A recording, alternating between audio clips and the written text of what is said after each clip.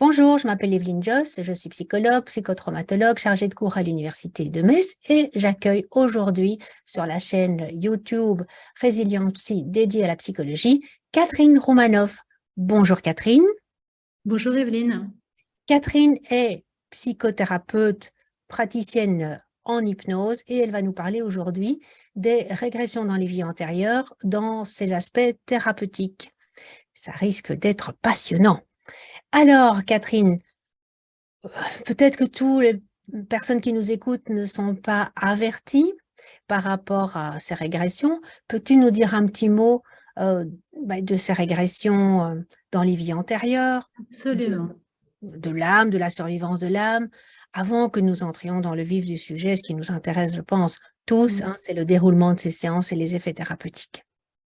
Donc effectivement, à l'heure actuelle, aujourd'hui dans le monde, il y a plus de 50% qui croient à l'existence des vies antérieures et donc à la réincarnation. Bon, ça, c'est pas une nouveauté. En France, depuis quelques années, il y a une espèce d'engouement en fait sur l'idée de la survivance de l'âme, comme tu sais si bien. Et puis donc du coup, avec une interrogation sur les vies antérieures. Voilà. Euh, Moi, je me positionne vraiment pas d'un point de vue j'y crois pas. Je me positionne vraiment du point de vue il y a un effet thérapeutique génial. Donc, la régression dans les vies antérieures en hypnose, c'est pas du tout quelque chose de nouveau. C'est quelque chose qui existe depuis même les années 70. Ça a commencé aux États-Unis assez progressivement. Ça a commencé, c'est assez rigolo parce que ça a commencé en fait avec un film qui s'appelle à la recherche de Brittany Murphy, qu'on peut trouver sur YouTube gratuitement, qui est un film des années 50. Alors en fait, au départ, c'est un commercial, en fait, quelqu'un qui n'a rien à voir ni avec la thérapie ni avec l'hypnose, qui va assister à un spectacle d'hypnose, ça lui plaît, donc il commence à s'amuser en fait en trouvant des sujets. Et un jour, il va dire à quelqu'un, bah, écoute, en anglais, donc go back, go back, go back. Et donc la personne va remonter à la fois dans son enfance et puis va aller plus loin et va développer toute une histoire qui se passe en Irlande. En Irlande, sans doute au 19e siècle. À partir de là, il va écrire un livre qui va devenir un best-seller. Et ce best-seller, les droits vont être achetés par Hollywood. Et donc, il va y avoir un film avec évidemment des acteurs. Et donc là, il y a vraiment, ça divise l'Amérique. C'est un succès au box-office absolument extraordinaire. Et tout le monde se dispute pour savoir, c'est des blagues, ça n'existe pas, si c'est vrai ou pas, quoi. Donc, à la suite de ça, il y a un espèce d'engouement en fait sur cette hypnose qui permettrait de pouvoir régresser.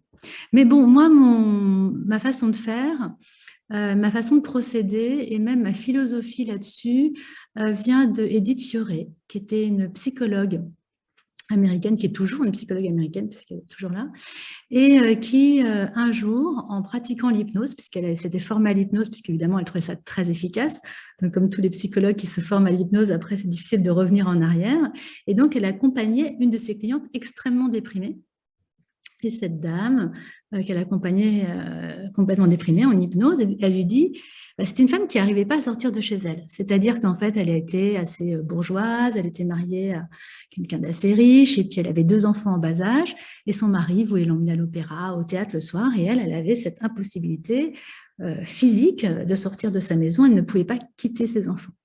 Et en hypnose, elle va dérouler une histoire qui se passe non pas, qui ne peut pas se passer dans la vie présente, qui ne peut pas se placer dans sa biographie d'aujourd'hui, puisque en fait, ça se passe vraiment dans un temps ancien, où elle vit dans une ferme, elle est une paysanne, et un soir, donc elle est célibataire, elle vit chez sa belle-sœur, et donc chez son frère, qui ont deux enfants, et un soir, son frère n'est pas là, et il est parti en voyage, et dans ce petit village, dans ce petit coin perdu en fait dans la campagne, elle apprend qu'il y a des voisins qui sont partis en voyage et qui sont revenus et qui vont faire une fête.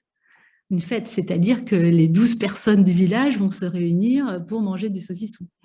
Donc, elle a envie d'y aller, parce qu'évidemment, il n'y a aucune activité dans ce village, hein. Il n'y a pas la télé, on est au 19e siècle. Et elle dit donc à sa belle-sœur, viens avec moi. Elle dit non, je suis fatiguée, je n'ai pas envie d'y aller, mais vas-y toi. Et donc, cette jeune femme va aller à cette fête, elle va passer un bon moment, elle va être amenée par un jeune homme dans une charrette qui la ramène devant chez elle. Et quand elle rentre, elle voit une ombre se déplacer. Et quand elle rentre, elle a le choc traumatique de découvrir que tout le monde a été assassiné, à la fois sa belle-sœur et ses 2 enfants. Donc ça, c'est ce que la dame, la consultante d'Edith Vioré, va dérouler, et elle le déroule à la première personne. Elle est associée, c'est-à-dire qu'elle dit « je rentre dans la maison, le corps est étendu, il y a une flaque de sang, je monte dans la chambre des enfants, etc. » Donc elle va vraiment dérouler avec toutes les émotions associées à cette terrible aventure. Et donc, Edith Fior, qui en tant que psychologue va accueillir, ne remet pas en question de ce qu'elle est en train de dire, la dame est en hypnose, et donc va parler à cette personnage de cette époque-là qui vit des émotions très fortes et puis qui se sent très coupables de dire « j'aurais pas dû sortir », ce qui est bien le problème d'aujourd'hui en fait. J'aurais pas dû sortir, je peux pas laisser les enfants tout seuls. Et donc, elle va la rassurer et lui expliquer que quoi qu'elle aurait fait, de toute façon, si elle avait été là, elle serait sans doute morte. Donc, elle va complètement lui parler, la déculpabiliser, la recadrer et l'apaiser. Et donc, cette femme de cette époque-là va être apaisée. Donc, elle pense que finalement, l'ombre qu'elle a vue, c'est sans doute l'ombre de son frère. Donc, elle se dit, si c'est mon frère qui a tué sa femme et ses enfants, peut-être que j'aurais pu m'interposer parce que je sais que mon frère, il est un peu spécial et peut-être que j'aurais pu faire quelque chose. Et donc, Edith Fior lui dit pas du tout, vous n'auriez pu rien faire. Enfin, en tout cas, elle arrive à la convaincre. C'est comme ça qu'elle solutionne, en tout cas, ces émotions de cette vie antérieure-là. Et quand la femme revient à elle-même et quand elle revient dans sa vie actuelle, et du coup, elle peut, c'est terminé. Elle n'a plus peur de sortir le soir. Elle peut laisser ses enfants tout seuls. Elle peut même aller faire du camping avec son époux. Et ça, c'est raconté dans Nous avons tous déjà vécu d'Edith Fior. Voilà. Et ce qui est intéressant, c'est qu'en fait, on retrouve exactement ce qu'on retrouve dans le trauma, c'est-à-dire que dans le jour présent, on a l'empreinte du traumatisme. Ici, c'est d'une vie antérieure. Et est-ce que c'est si important de savoir si c'est vrai ou pas vrai, cette vie antérieure?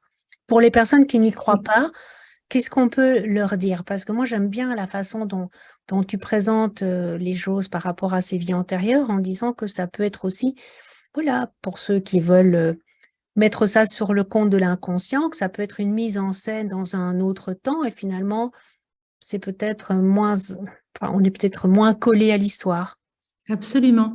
En fait, moi, je considère la plupart du temps que c'est vraiment des métaphores fournies par notre inconscient, des super métaphores absolument incroyables, parce qu'il y a toujours des liens forcément entre... Voilà. Après, on peut considérer que c'est des vraies vies antérieures. Après, c'est la personne qui a été en hypnose, qui va tellement ressentir les émotions de la vie passée, ressentir des émotions que peut-être elle n'a jamais ressenties dans cette vie-ci. C'est-à-dire que le fait de considérer que c'est une vie antérieure permet de... Moi, ça m'est arrivé, comme ça, dans une régression, de ressentir des émotions très fortes, des émotions d'amour, d'un amour absolument extraordinaire, absolument splendide, presque un amour inconditionnel. J'étais submergée d'amour. Et dans ma vraie vie d'aujourd'hui, ça ne m'est pas arrivé autant, quoi. Donc, effectivement, voilà, notre cerveau est capable de produire beaucoup de choses, on le sait. Est-ce que c'est vrai? Est-ce que c'est des vraies vies? On s'en fiche, en fait. Moi, franchement, je m'en fiche complètement. Déjà, rien que le fait de proposer coucou, je fais des régressions dans les vies antérieures, déjà, c'est une suggestion énorme parce que ça présuppose que ça existe, mais ce n'est pas mon discours. Et d'ailleurs, j'aime beaucoup cette position d'Edith Fioré qui considérait justement qu'il y avait cette espèce de recul. Elle a été imprégnée de religion catholique. Dans la religion catholique, il n'y a pas de régression, il n'y a pas de vie antérieure. Il peut y avoir une survie de l'âme, mais qui va au paradis, etc. Ou pas d'ailleurs. Donc, elle était plutôt très dubitative et j'aime bien cette position en disant, bon, moi, je fais ce qui fonctionne. C'est ma position, c'est ça qui m'intéresse.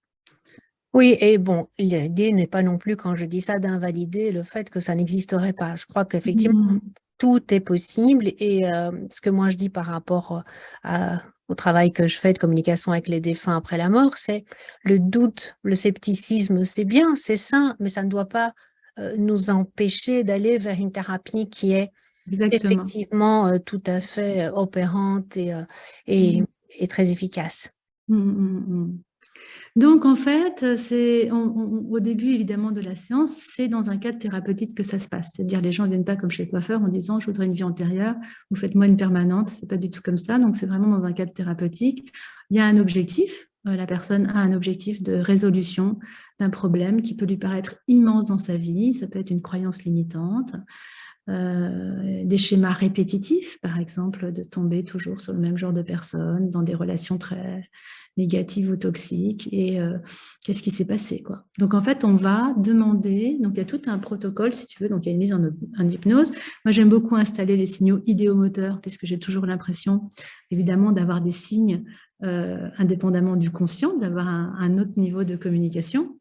Est-ce que tu peux expliquer ce que c'est pour les personnes qui ne seraient pas formées en hypnose? Absolument. Donc, en fait, les signes idéomoteurs, c'est vraiment une réponse du corps ou une réponse d'autre chose. En hypnose, quand on dit quelque chose, ça procure un effet. Donc, on demande simplement que l'inconscient, alors évidemment, l'inconscient, le moi supérieur, la partie sage de la personne ou la partie qui sait tout, enfin on peut l'appeler comme on veut en fait, va faire un signe, va faire des signes, oui et non, bah, souvent c'est sur les doigts, sur les mains. Moi je travaille quand je fais des régressions dans la vie antérieure avec une personne qui est allongée, et ça n'empêche pas d'avoir les coudes posés et les mains en l'air, ou les mains posées sur le ventre avec des petits signaux comme ça, et donc on indique le oui, le non, éventuellement on peut ajouter le peut-être, je ne sais pas.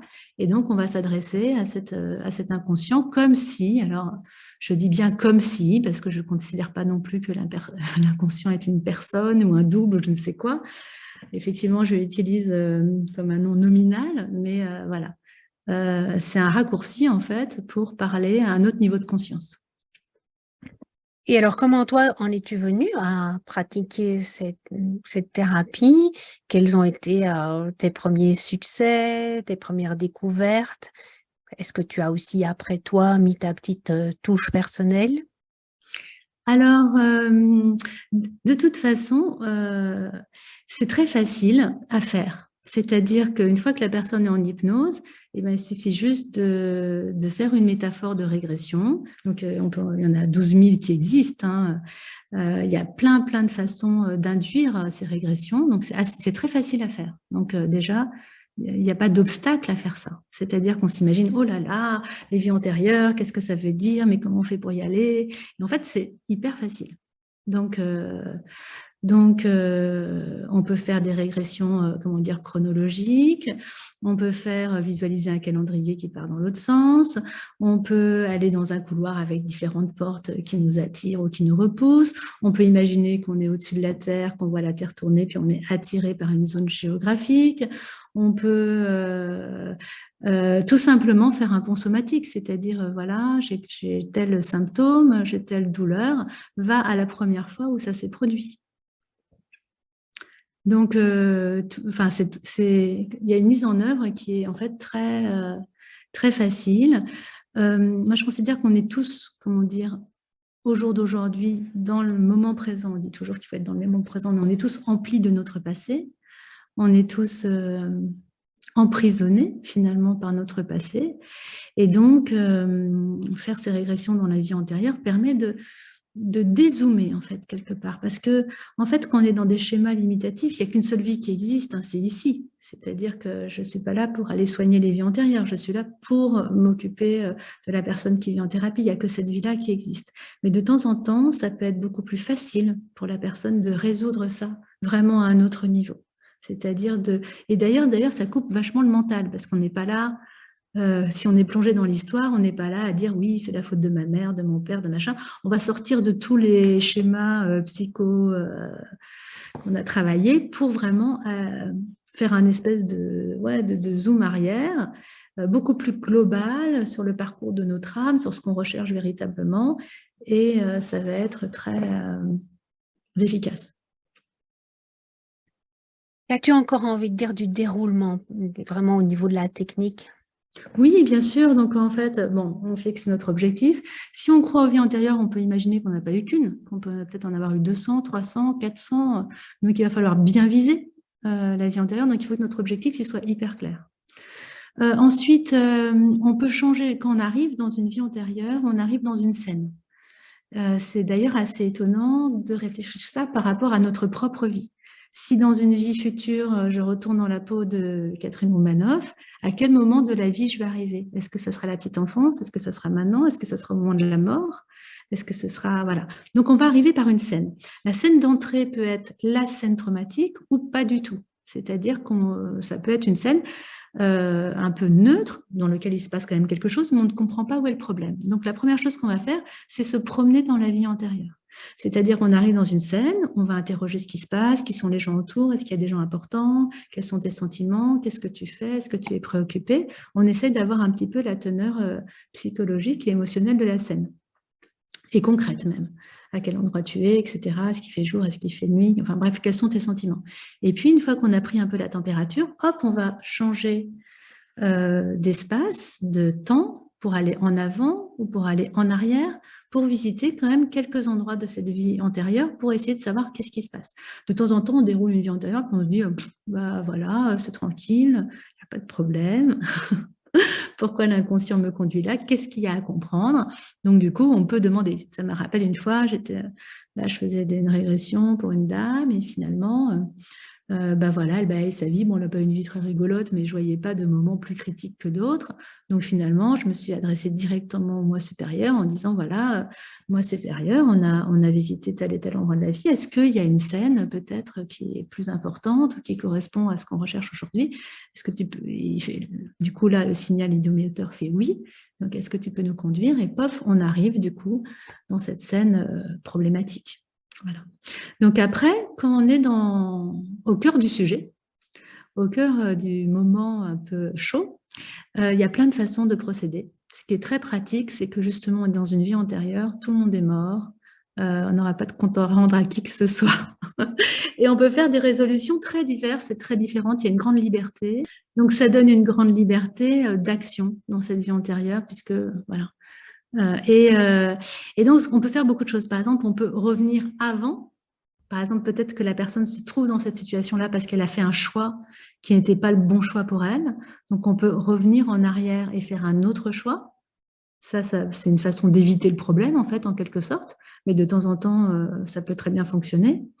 On peut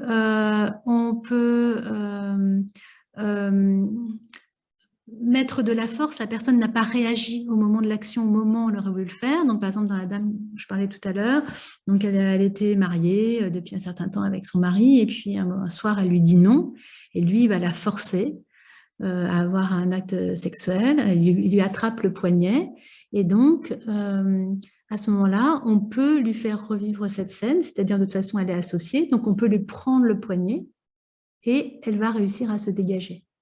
Ce qu'elle n'a pas pu faire dans la vie antérieure, elle va pouvoir le faire maintenant. Donc, du coup, elle va mobiliser la force nécessaire.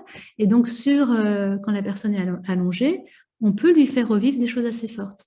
On peut, par exemple, quelqu'un qui serait écrasé par une pierre dans un tremblement de terre, on peut prendre un coussin, le poser sur sa poitrine et appuyer, et la personne sous hypnose qui vit ce tremblement de terre va pouvoir pousser dans l'autre sens et se libérer. Et donc, du coup, voilà, pouvoir redéployer ses poumons, ne plus avoir de problèmes de respiration, des choses comme ça. Et donc, c'est résolutoire. Voilà. Donc, faire que la personne revive les choses intensément dans l'hypnose et que ce soit libératoire, c'est très important. Donc, on peut la faire se sauver, on peut la faire courir, on peut la faire pousser une porte, fermer une porte, beaucoup de choses comme ça. Oui, comme en fait, moi je le fais dans les traumas, quoi, c'est-à-dire des scénarios réparateurs. On donne à la personne les ressources dont elle a manqué à ce moment-là. Effectivement, dans les traumas actuels, c'est tout à fait libérateur et donc je peux bien comprendre que ça le soit aussi si ça se passe dans une vie antérieure. On a peut-être encore moins besoin d'aller chercher des ressources au préalable. La personne est dans le feu de l'action. Alors, de temps en temps, effectivement, il faut lui donner des permissions.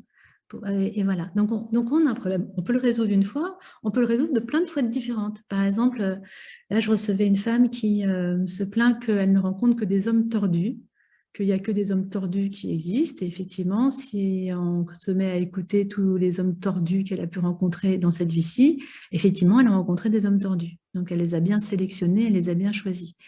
Et pour ça, parce qu'ils sont quand même, les hommes ne sont pas tous tordus. Et donc, dans une vie antérieure, d'abord, elle va aller dans une première vie extrêmement ressourçante. Elle va se retrouver à une époque très primitive, dans une tribu où elle a un rôle particulier auprès d'enfants, où elle est comme une enseignante sur des enfants qui veulent monter une nouvelle tribu, une nouvelle communauté. Et donc, elle a un rôle très particulier. Donc, cette vie-là va être comme ressourçante, tu vois. Donc, c'est comme si elle va s'imprégner spontanément dans une vie très ressourçante de beaucoup de réserves de force, de compréhension, d'humanité, etc. Puis, elle va visiter une deuxième vie où elle est une jeune fille dans les années 50 aux États-Unis, une petite fille blonde de 15 ans qui va à l'école et il y a une voiture qui va la suivre, qui va s'arrêter, elle va être enlevée et elle va passer toute sa vie, c'est-à-dire les 15-20 années suivantes, dans une maison close où il y a des hommes qui viennent régulièrement assouvir leurs besoins physiques, donc des hommes tordus qui sont là, et donc elle va être prisonnière de cette maison, elle ne va jamais pouvoir partir jusqu'à qu'elle meure vers l'âge de 35 ans, où elle se sent complètement dissociée de son corps, en fait, complètement en retrait par rapport à son enveloppe corporelle, etc. Donc cette histoire, on a d'abord été la réparer une première fois, ou quand la voiture arrive derrière elle, donc là évidemment en calibration, il y a vraiment l'émotion qui monte extrêmement forte, etc. Ou finalement il y a la voiture de son père qui arrive aussi, et donc elle va être sauvée par son papa, et que voilà, son papa accomplit son rôle de protecteur, donc il ne l'avait pas accompli dans ce premier scénario, et que tout le village la surveillait, que tout le monde était au courant qu'on enlevait les petites filles blondes, etc. Et qu'en fait elle était protégée. Donc, on a un premier scénario réparateur où elle est protégée. Puis, en même temps, ça ne suffit pas parce que ce n'est pas suffisamment réparateur. Donc, on retourne dans cette maison et donc, je dis comment elle peut faire pour s'en sortir. Et donc, elle ne sait pas trop. Alors, à ce moment-là, on va dans un espace méta. C'est-à-dire que comme on considère qu'on est dans une espèce de ligne du temps, on peut aller au-delà de cet espace pour considérer les choses de façon plus globale. Et donc, dans cet espace, elle va pouvoir rencontrer ses parents, elle va pouvoir rencontrer même ses bourreaux. Et donc, qu'est-ce qui peut se passer à un autre niveau, disons, plus spirituel ? Et du coup, ça peut nous donner des pistes pour réparer les choses. Et elle se rend compte que ces bourreaux, ils n'en ont rien à foutre de s'excuser, ils sont contents de ce qu'ils ont fait, etc. Donc, ça ne va pas du tout. Donc, quelque part, ils méritent un châtiment, ils méritent la mort.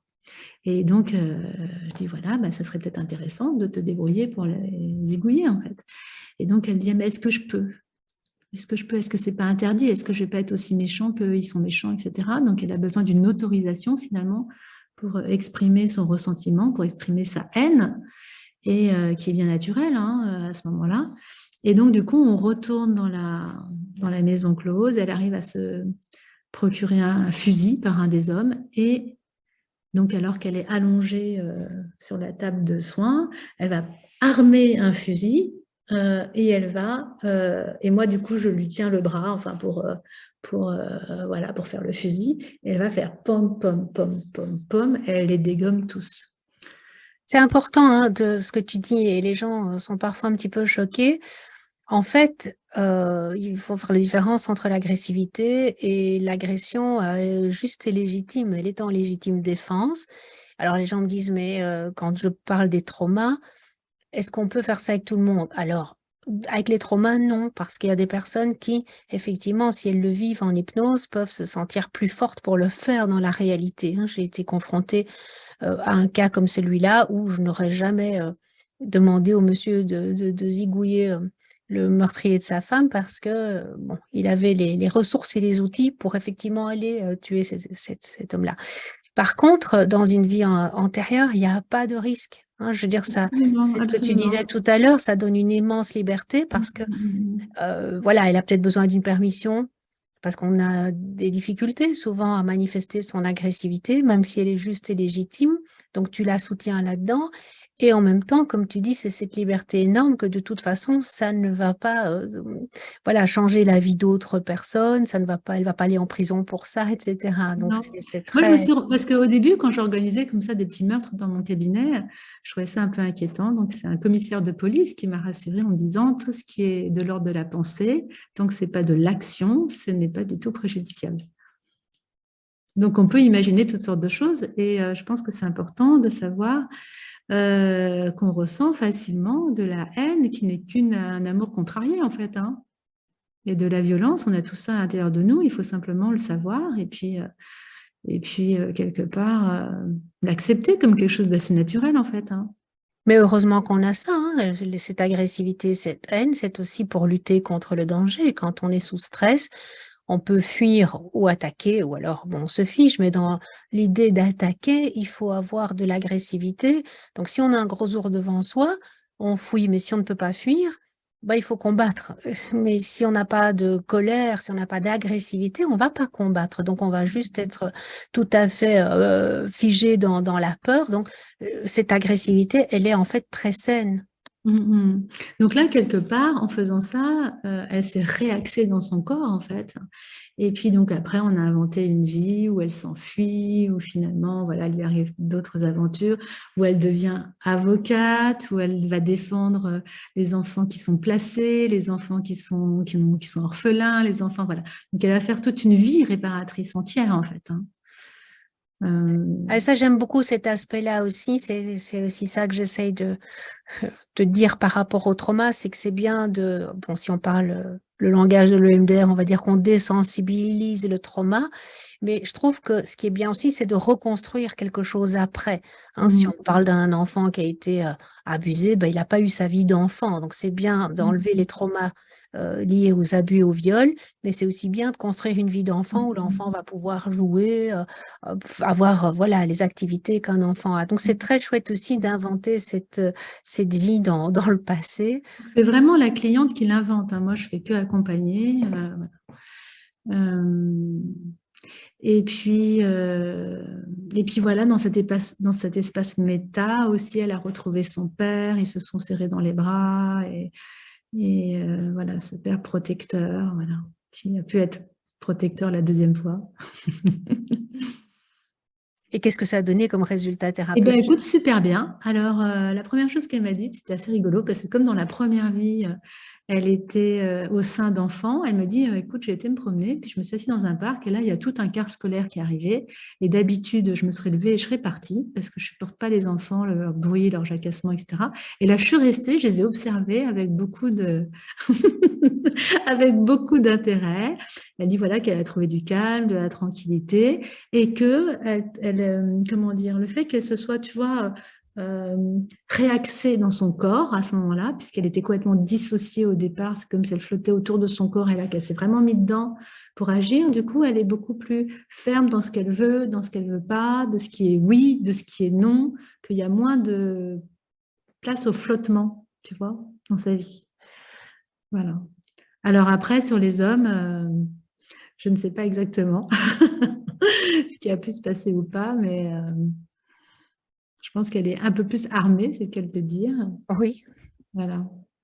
Et puis aussi, il s'est passé des choses avec son propre père. Voilà. Parce qu'effectivement, dans cette vie-là, voilà, elle a pu reconsidérer son père de façon un peu plus positive.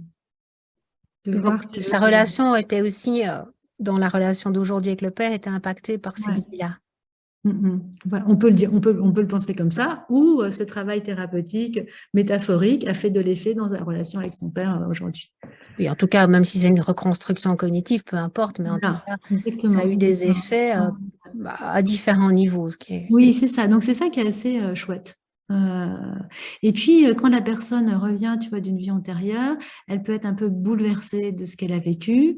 Et puis, il y a quelque chose aussi d'étonnant qui se passe, puisque comme on peut se déplacer dans la vie à différents endroits, donc on va à différents niveaux émotionnels.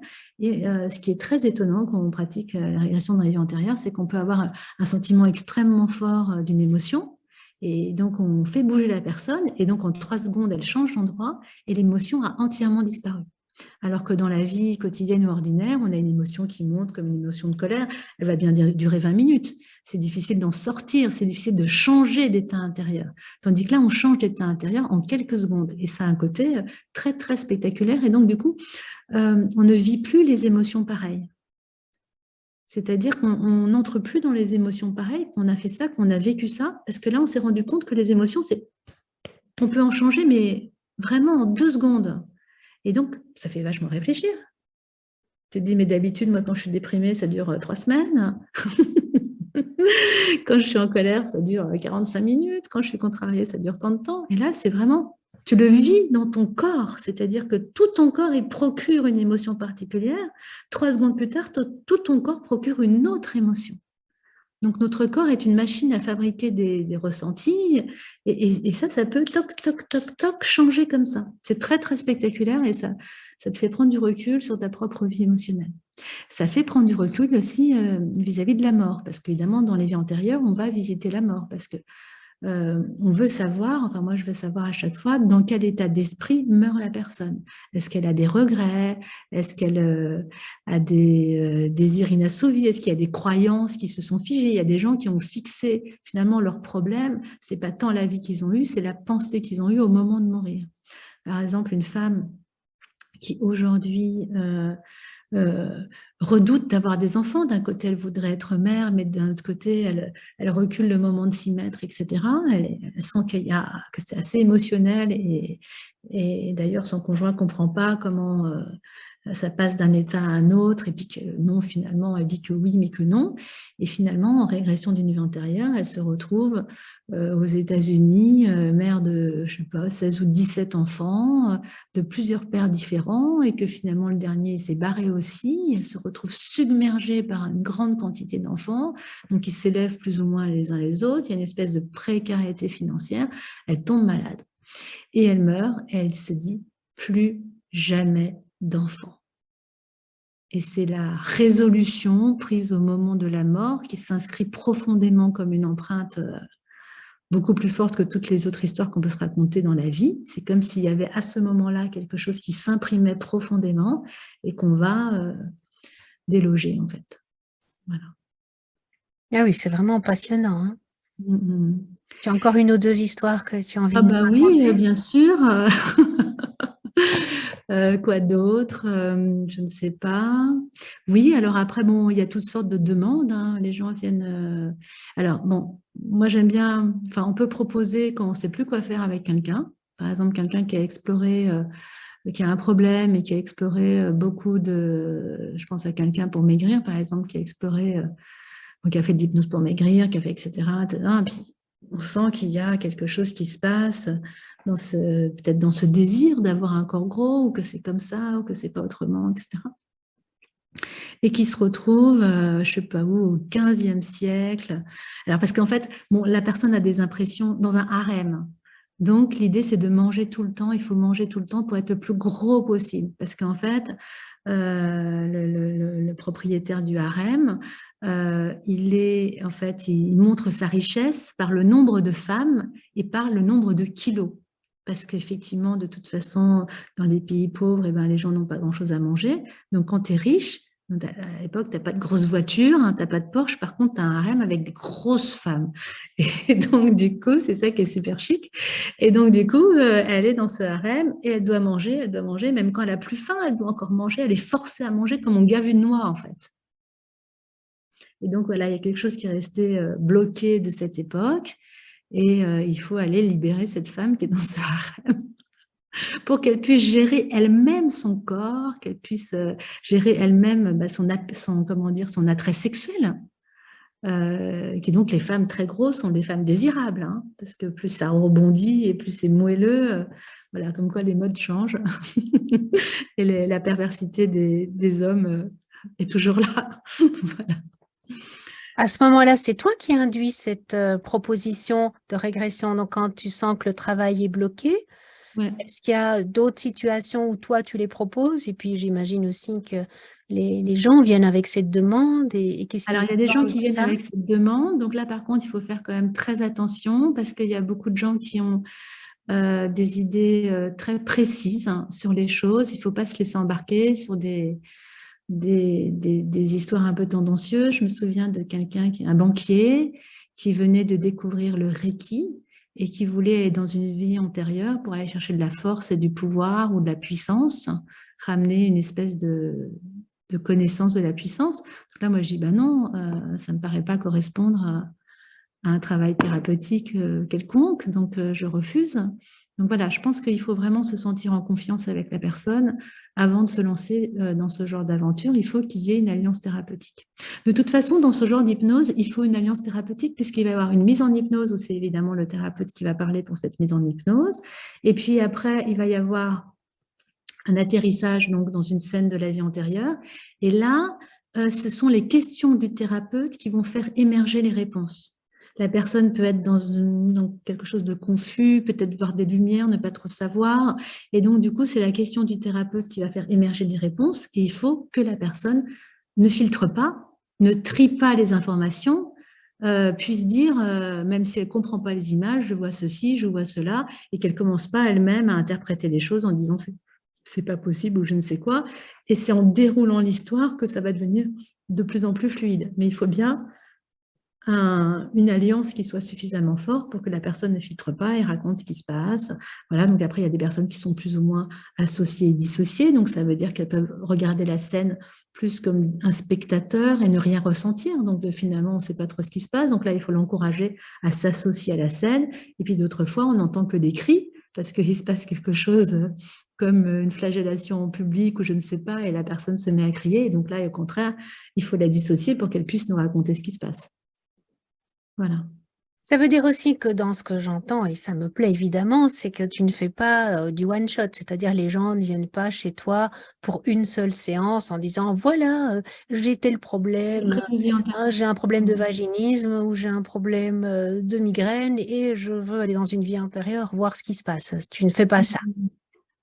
Alors moi, quand j'ai ce type de demande, de toute façon, je propose minimum une séance d'hypnose ericksonienne basique, on fait connaissance, on détermine l'objectif, et puis de temps en temps, c'est résolu avec une séance d'hypnose ericksonienne, et du coup, on n'a absolument pas besoin d'aller dans les vies antérieures. Donc, c'est les gens qui, en fait, qui se disent peut-être que ça serait ça, peut-être que ça serait ça, mais c'est pas forcément. Voilà, je le fais pas, comment dire, automatiquement, parce que je sais qu'il m'est arrivé quand même une aventure, si tu veux, qui m'a un petit peu refroidi, que je peux raconter. Donc, c'est une femme qui a lu un de mes livres, parce que forcément, dans le roman, mon premier roman, juste après Mon dernier souffle, je parle beaucoup de régression dans les vies antérieures, je parle des effets thérapeutiques que ça peut avoir, puisque je mets en scène une hypnothérapeute qui, dans son parcours, invente justement avec son mari qui est aussi hypnothérapeute, elle invente justement ce protocole qu'elle n'a pas inventé, puisque personne, quelque part, a inventé le protocole pour aller dans les vies antérieures, puisque c'est quelque chose qui peut se produire spontanément en hypnose aussi. Et puis, bon, en tout cas, voilà. Donc, du coup, il y a des gens qui viennent me consulter parce qu'ils ont Et lu... je recommande ton livre qui est palpitant, hein. Effectivement, c'est vrai que moi, ça m'est arrivé en faisant ce qu'on appelle les ponts d'affect. On parle de l'émotion, tu as parlé du pont somatique tout à l'heure, pour voir d'où ça vient, mais dans une vie d'aujourd'hui. Et ça m'est arrivé à 2 reprises d'avoir des régressions dans des vies antérieures, et c'était extrêmement fort et extrêmement bénéfique. Donc voilà, tu me disais que des gens avaient lu ton livre et donc Oui, venaient voilà, chez donc je toi. reçois une dame qui m'explique que voilà, elle est amoureuse, elle a 45 ans, 50 ans, et elle est amoureuse d'un homme, elle considère que c'est sa flamme jumelle, ou en tout cas un amour très fort, et donc il habite dans son petit village, elle le connaît depuis qu'elle est née, elle a toujours beaucoup admiré, il a quelques années de plus que lui, mais bien sûr, elle lui a jamais déclaré sa flamme, etc. Mais vraiment, toute sa vie, elle a pensé à cet homme-là, que c'était cet homme-là, qu'il n'y avait pas d'autre homme que pour elle. Bon, finalement, elle s'est mariée, elle a eu une fille, puis après, elle a divorcé. Et puis, elle a appris que lui aussi avait divorcé. Donc, du coup, elle l'a contacté. Et puis, l'autre lui a dit, bon, bah, écoute, très bien, mais non, ça y est, je me suis remis avec quelqu'un et l'a écarté. Donc, elle est très, très malheureuse. Et elle se demande si sa vie vaut la peine d'être vécue, en fait, puisqu'elle est bien malheureuse. Et elle voudrait savoir si elle a déjà rencontré dans une autre vie. Et moi, je ne me rends pas compte à quel point pour elle c'est vital, hein. C'est-à-dire que pour elle, en fait, dans sa demande, il y a est-ce que ma vie vaut la peine d'être vécue si je ne suis pas avec cet homme? Et je ne l'ai pas perçu pendant l'anamnèse qu'il y avait un côté vital. Et donc, je dis d'abord, on va faire une séance d'hypnose non régressive, etc. Mais à peine j'ai compté jusqu'à 3 que ça y est, elle est partie. Toute seule dans une vie antérieure où elle va dérouler en fait plusieurs vies antérieures où à chaque fois ça se passe mal, qu'elle se noie dans une piscine, qu'en fait l'homme est prêtre et donc du coup elle est religieuse et il ne peut rien se passer, que finalement comme il se passe quelque chose ils sont séparés et donc elle va dérouler plusieurs vies comme ça avec lui où à chaque fois il y a un drame, où à chaque fois ça se passe mal, où à chaque fois il n'y a pas d'amour. Et quand elle se revient à elle dit bon, d'accord, je comprends. Donc, comme je me suis suicidée déjà 3 fois pour lui, ben, je ne vais pas le faire dans cette vie-là. Tu vois, mais elle m'aurait dit le contraire. Bon, ben, je me suis suicidée 3 fois dans cette vie-là. Bon, ben, dans cette vie-là aussi. Et ben, tu vois, le thérapeute, il est un peu dépassé par ce que va comment dire, le matériau rapporté par la personne, comment la personne va l'interpréter. Et c'est ça le danger des régressions dans les vies antérieures, c'est dire qu'est-ce que la personne va faire des informations fournies. Est-ce qu'elle va les prendre au pied de la lettre et prendre une décision? Et c'est ça qu'il faut arriver à mesurer en fait au début. Donc c'est pour ça que l'alliance thérapeutique, elle est fondamentale, que percevoir l'objectif caché derrière l'objectif, l'agenda caché de la personne, c'est très important. Voilà, on peut facilement se faire avoir. Oui, donc c'est vraiment aussi important de ne pas se lancer dès la première séance dans ce type de séance et de prévoir aussi des séances après. Voilà, exactement. Tout à fait, pour pouvoir en fait intégrer. Donc là, maintenant, ce qui se passe, c'est que je fais l'intégration sous hypnose. C'est-à-dire que la personne n'est plus dans les vies antérieures, elle est encore sous hypnose et on peut faire l'intégration de qu'est-ce qu'elle a compris, de comment ça se passe par rapport à cette vie-là, etc. Et donc, je fais les intégrations sous hypnose à la fin de la séance. Pour pas que la personne reparte simplement avec ce qu'elle a vécu, même si on l'a résolu, hein. Et puis, il faut vraiment faire une espèce d'intégration pendant la séance. C'est déjà une garantie, quoi. Oui, ça fait penser aussi un peu aux psychédéliques, hein, ces séances d'intégration de ce qu'on a été chercher finalement ailleurs et de l'intégrer dans cette vie-ci. Oui, pour pas qu'il y ait un gap trop important entre le matériau fourni par l'inconscient et la vie ordinaire et quotidienne de la personne. Qu'est-ce qu'elle va en faire de ce qu'elle a trouvé? Donc, il y a des gens qui vont considérer, si tu veux, que ce qui a été vécu dans les vies antérieures représente une vérité absolue et qu'il faut obéir à ce qu'a indiqué la vie antérieure. Par exemple, une femme qui s'ennuie un petit peu avec son mari, elle va visiter une première vie où elle s'ennuie un peu avec son mari, en fait, hein. Donc là, ça se passe au Moyen-Âge, un seigneur de château, etc. Et puis finalement, il y a un Italien qui vient, un Italien qui est chaleureux alors que son mari il est froid, qui parle avec les mains, qui a les yeux brillants, qui aime bien ripailler, qui aime bien toucher, qui aime bien... Ouais. Donc elle a une aventure avec cet homme qu'elle épouse dans la vie antérieure. Et donc, quand elle revient ici, elle dit, bon, bah, moi, je vais quitter mon mari, hein, parce que la froideur, ça va. J'ai déjà connu ça depuis le Moyen-Âge. Ça n'a pas tellement changé, mais à moi, les petits Italiens, quoi. Donc là, si tu veux, dans ces histoires de vie antérieure, comme les histoires sont très fortes, la place du thérapeute peut être vraiment très réduite. Donc, il faut juste faire gaffe si la personne, elle est quand même suffisamment équilibrée, suffisamment ancrée, suffisamment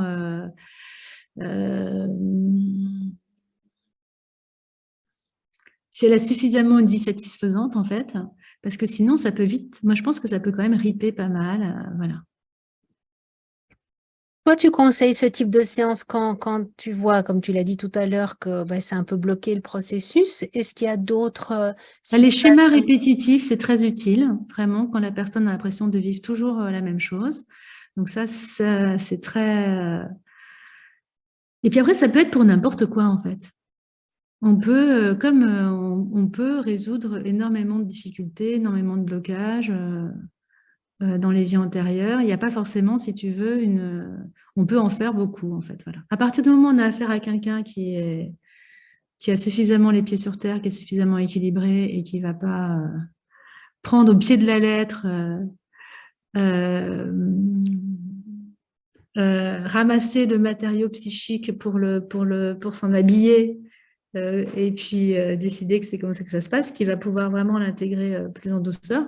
À ce moment-là, il n'y a pas de limite en fait. Pour toutes sortes de problématiques, on peut le mettre en place. Oui, je pense qu'effectivement, c'est un outil qu'on peut utiliser à tous les coups, mais c'est vrai qu'il y a des indications Il y a qui plutôt des seraient quand même, voilà. contre-indications, on va dire. Il y a plus de contre-indications que d'indications. Voilà. Ça veut dire aussi que si une personne est un peu fragile, elle a besoin effectivement de faire un travail thérapeutique, mais que parfois, même si elle est dans des schémas répétitifs, mais où il y a des risques de passage à l'acte suicidaire ou d'autres choses voilà, qui peut entraîner des conséquences importantes pour sa vie, il vaut mieux faire un travail thérapeutique en amont, malgré tout, quoi. Alors après, il y a aussi des vies antérieures suite à des pertes, à des deuils, justement. Il y a une dame qui était venue me voir, elle avait perdu son fils de 35 ans d'une tumeur au cerveau, et puis elle voulait voir si elle avait déjà vécu des vies antérieures avec ce fils, et donc du coup, ça s'est révélé exact. Et donc, elle était très contente de voir qu'il y avait eu plusieurs avant, et donc il y aura forcément des après. Et donc, ça a apaisé son chagrin. Bon, voilà. Oui, oui, c'est vraiment aussi intéressant, là, ce que tu viens Mhm. d'expliquer. Mhm. Donc, ça apporte dans cette dimension, du coup, de croyance spirituelle, comme quoi les vies antérieures existent et donc les vies futures aussi. Et que dans cette vie-là, on a la mission d'aller le plus en avant dans notre propre spiritualité. Voilà, dans cette idée-là.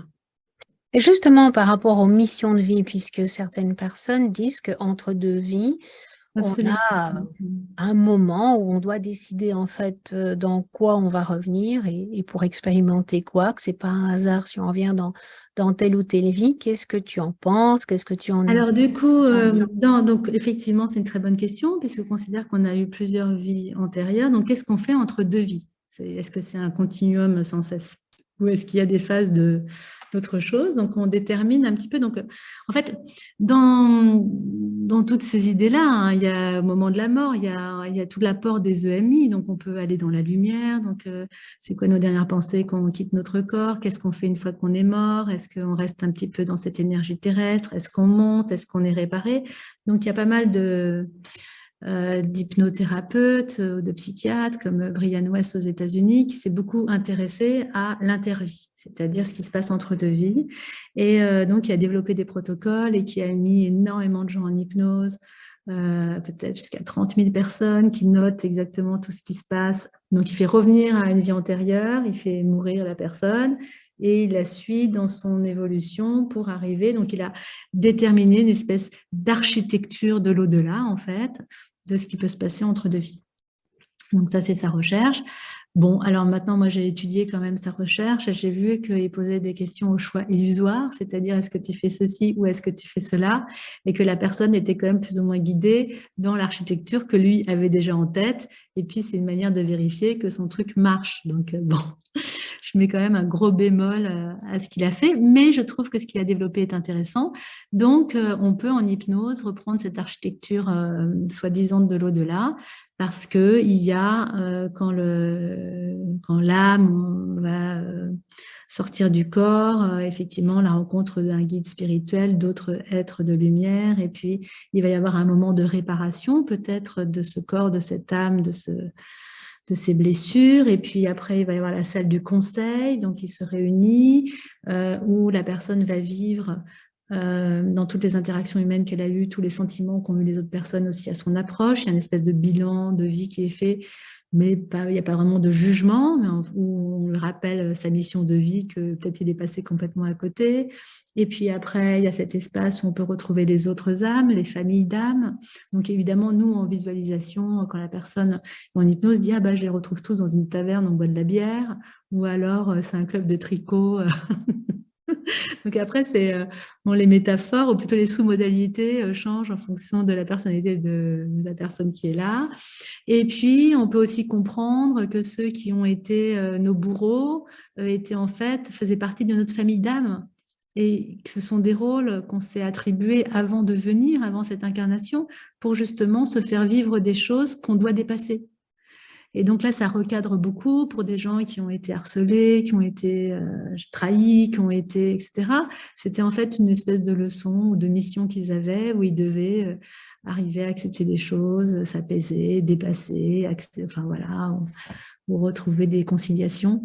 Donc voilà. Donc en fait, on peut faire effectivement cette interlife pour essayer de voir et comprendre qu'est-ce qui s'est passé avant cette vie-ci. Donc quelqu'un qui aurait un grave problème ici peut remonter dans cette interlife, donc soit en passant par la vie précédente, soit en y allant effectivement directement, pour voir un petit peu c'est quoi sa mission de vie, c'est-à-dire pourquoi il est là et qu'est-ce qu'il a mis en place. Et, et donc, il peut y avoir des changements extrêmement bénéfiques par rapport à ça, pour voir que, voilà, on a pu croire que dans cette première partie de vie, il fallait faire ci, faire ça, s'attacher à ci, à ça, s'acharner sur ceci, cela.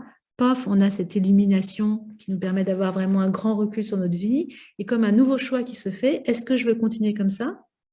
Et je peux continuer, par exemple, si je continue à pleurer un tel, ou si je continue à me lamenter parce que ma mère ne m'a jamais aimée, ou si je continue, j'ai le choix, c'est-à-dire ça redonne du libre arbitre, je peux continuer comme ça, mais si je n'accepte pas cette situation, je vais être malheureuse les 30, 50 prochaines années de ma vie. Est-ce que ça vaut le coup? Et donc de dire, dans ce niveau méta de mission de vie, non, je peux tout à fait prendre un autre chemin. Et à ce moment-là, voilà, me sentir transformée. Oui, donc ça redonne du libre arbitre et ça donne du sens aussi parfois à certaines situations qu'on vit et qui nous semblent insensées. Mais insensées, c'est Ou pas très grave. impossible. Ouais, mais insensé, ça peut vraiment être douloureux quand les personnes se demandent pourquoi ça leur arrive. Du coup, ça peut aussi redonner du sens. Et effectivement, ce week-end, pendant que je donnais ma formation hypnose et poids à la FNH, j'ai une jeune femme qui a fait la formation avec moi l'année dernière à Toulouse, et elle m'expliquait comment il y avait une jeune fille qui était anorexique et donc elle l'a amenée dans l'Interlife et la jeune fille a compris des choses et du coup, hop, elle s'est remise à manger, elle a quitté son anorexie en une séance suite à cette aller-retour dans l'Interlife où elle a pu reprendre du choix en fait. Parce que de toute façon, le sens de toute thérapie, c'est bien redonner du choix à la personne. Donc, ça peut redonner du choix de faire cet exercice-là, de monter dans cet espace intemporel, éternel et décisif pour, voilà.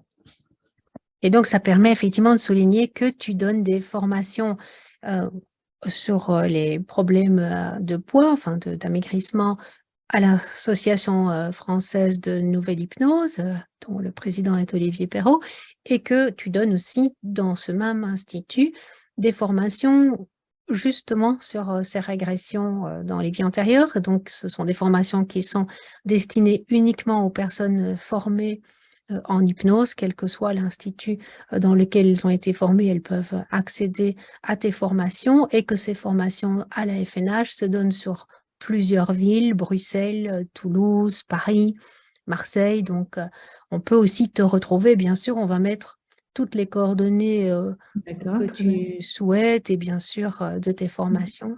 Donc, c'est des formations très courtes, puisque c'est des modules de 2 jours, mais qui sont extrêmement intenses et qui donnent toutes les clés et toutes les façons de faire pour justement faire ça bien. Voilà. Oui, et tu es très généreuse en documents et effectivement, les personnes qui ont fait ta formation sont ravies et sont ravies aussi parce que oui, tu leur donnes vraiment les outils. Elles sont outillées en sortant de cette formation. Qu'est-ce que tu as encore envie d'ajouter, de dire?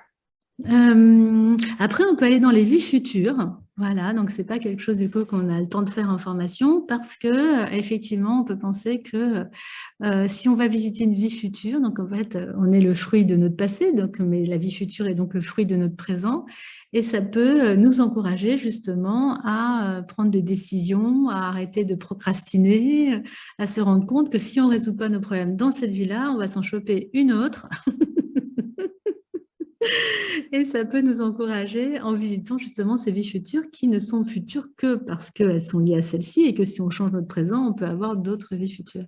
Et c'est Patrick Drouot qui a écrit des livres comme ça et qui sont très rigolos.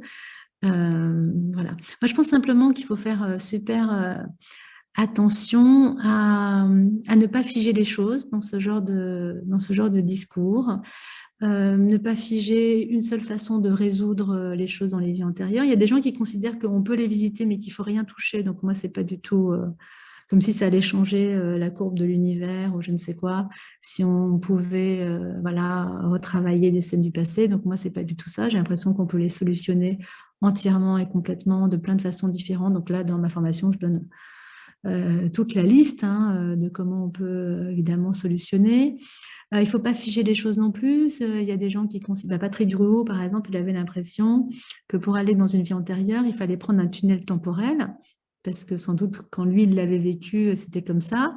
Et vous entrez maintenant dans un tunnel temporel qui vous emmène et qui tourbillonne et qui tourbillonne et qui tourbillonne et qui va vous déposer dans une vie antérieure. Donc moi je pense qu'il faut vraiment faire attention à ne pas confondre les métaphores et les choses qui se passent dans notre conscience. Voilà. Donc il faut rester subtil en fait. Voilà.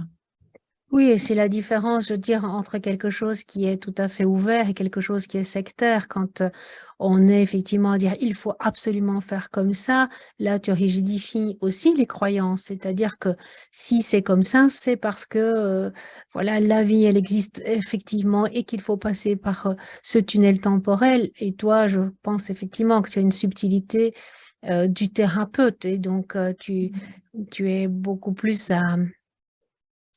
fine déjà par rapport à ta perception et à la compréhension qu'on peut avoir de ces différents phénomènes, et aussi que tu t'adaptes à tes patients, donc, et que tu as osé sortir des sentiers battus du tunnel, du tourbillon temporel, et que tu as vu que ça pouvait aussi donner tout aussi bien des résultats, et donc c'est vraiment important de...